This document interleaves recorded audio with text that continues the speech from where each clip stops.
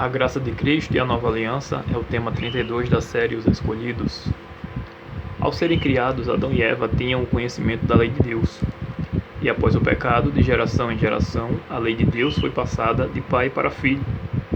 Por se afastarem da lei de Deus, a humanidade foi se corrompendo e foi necessário então um dilúvio. Noé ensinou a lei de Deus aos seus descendentes. Porém, mais uma vez o povo foi se corrompendo e depois Deus chamou a Abraão, do qual falou: Abraão me obedeceu e guardou meus preceitos, meus mandamentos, meus decretos e minhas leis. Gênesis 26, verso 5. Mas o povo foi se afastando dessa aliança e com isso foi escravizado no Egito. Deus libertou seu povo, mas não confiou sua lei à memória de um povo que tão facilmente poderia esquecê-la. Por isso ele escreveu os 10 mandamentos em tábuas de pedra com o seu próprio dedo, e a lei foi guardada dentro da arca da aliança. Muitas pessoas distorcem a palavra de Deus, tirando textos referentes à lei cerimonial e usam para dizer que os 10 mandamentos foram abolidos. A lei cerimonial consistia de símbolos que apontavam para Cristo em seu sacrifício e sacerdócio. Com sua morte na cruz, Jesus cessou todo o sistema cerimonial. Quanto aos 10 mandamentos, o próprio Cristo Jesus disse que, enquanto houverem céu e terra, nenhum preceito da lei será removido. Mateus 5, versos 17 e 18.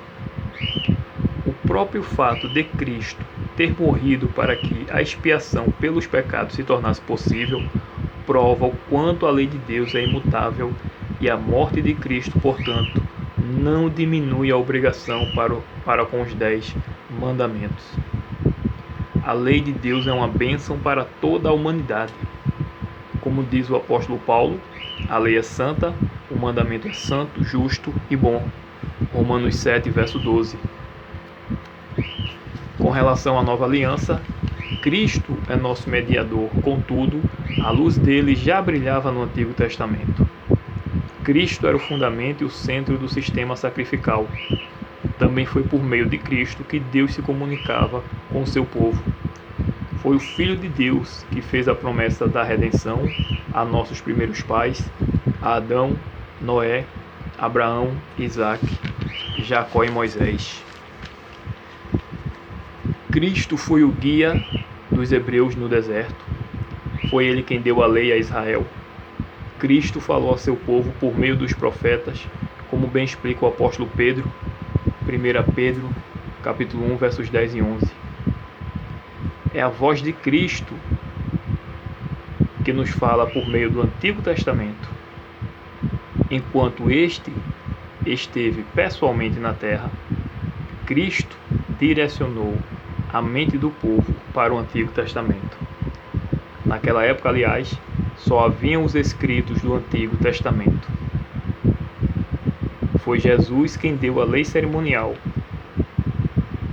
E nunca foi do propósito de Deus que Israel fizesse um muro de separação entre eles e seus semelhantes.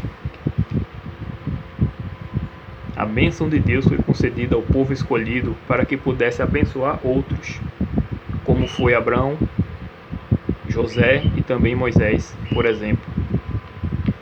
Quando Israel foi libertado do Egito, o conhecimento do Deus verdadeiro se espalhou por toda a parte. Quando Deus fez o pacto com Israel no Sinai, eles deveriam ser a luz no mundo antigo. Foi para isso que foi feita a aliança no Sinai, que incluía bênçãos, caso fossem obedientes. Quando Cristo veio então a nova aliança. Nova porque foi confirmada depois, na cruz do Calvário. Mas essa aliança é a que foi prometida antes, a Adão e a Abraão. A aliança que fez de Abraão justo, porque pela fé no Messias vindouro, ele guardou os mandamentos de Deus. Gênesis 26, verso 5, como lemos no início desse tema. Começando com a primeira promessa evangélica e perpassando pela era patriarcal e judaica até o presente, vemos que os propósitos de Deus no plano da redenção têm se desenvolvido pouco a pouco. as nuvens e sombras escuras são removidas e podemos ver Jesus, o Redentor do mundo, sendo revelado. Aquele que proclamou a lei no Sinai é o mesmo que pregou o Sermão no Monte. Os grandes princípios do amor a Deus são apenas uma repetição do que ele disse por meio de Moisés. O instrutor é o mesmo, tanto nos tempos do Antigo como do Novo Testamento. Aleluia! Glória a Deus! No próximo tema, o 33, veremos as terríveis reclamações dos judeus contra Moisés e contra Deus. Deixe teu like e compartilhe nas tuas redes sociais, no teu WhatsApp, com grupos e contatos, principalmente com aqueles que não conhecem a verdade. Seja um missionário também nas redes sociais. Deus te abençoe grandemente. Amém.